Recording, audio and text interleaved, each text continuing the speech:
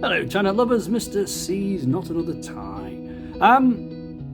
It's school next week for the majority of the kids back in the UK. So, with that in mind, I thought I would do 3 tie knots for you parents or for any student that's watching this.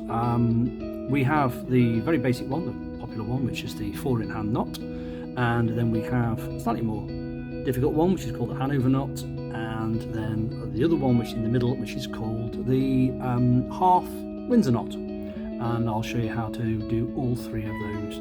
So let's take these apart and let's get started. And to start these 3 knots off, so school tie knots, I'm going to start with the very basic one, which is one that the vast majority of students tend to learn very, very quickly, handed down from their fathers and mothers and grandfathers and grandmothers, etc. And this one's called the 4-in-hand knot. So here's my school tie, and you just need to adjust it so that you end up with the blade ending up round about your belly button. That's the fashion. Probably at the minute, I remember when we were at school, ties were sort of this sort of length. So we used to have little fat ties, but each generation has its own way of wearing the tie. So we're going to put the blade over the top of the tail. It's going to go round underneath, and then it's just going to come back across the front. And then bring the blade up through the front, and then it's going to go down through that loop that you created.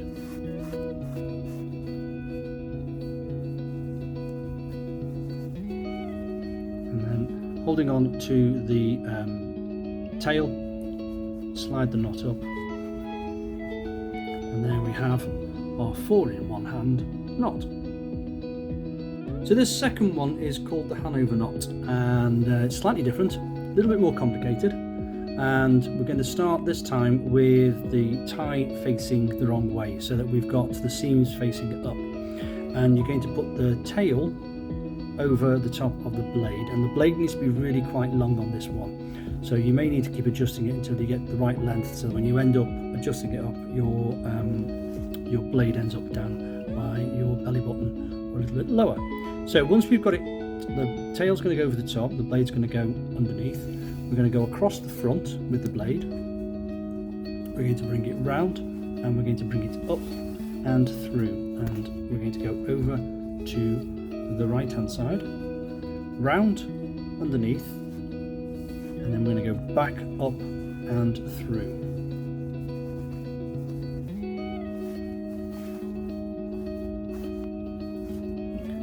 Once we've done that, we're going to come out onto the right hand side. We're going to go across the front,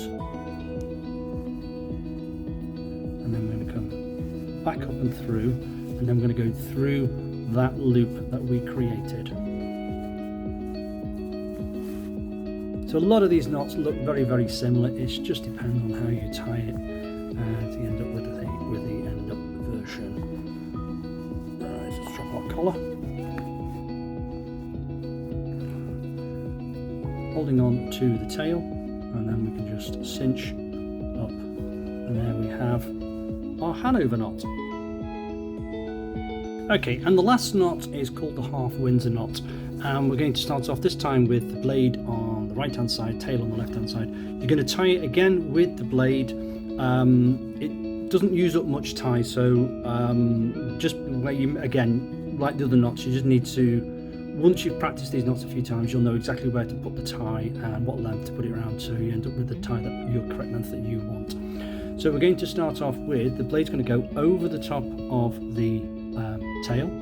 It's going to go round underneath, and instead of going over the front like we did with the Hanover knot, we're going to go through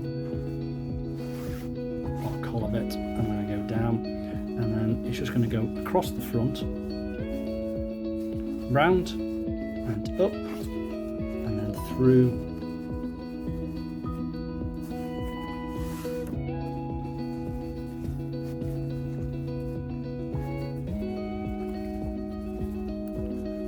like so. Drop our collar, again holding the small tail, cinch up to your shirt. And there we have a half Windsor knot, and that completes our 3 school tie knots, ready for next week. Thank you.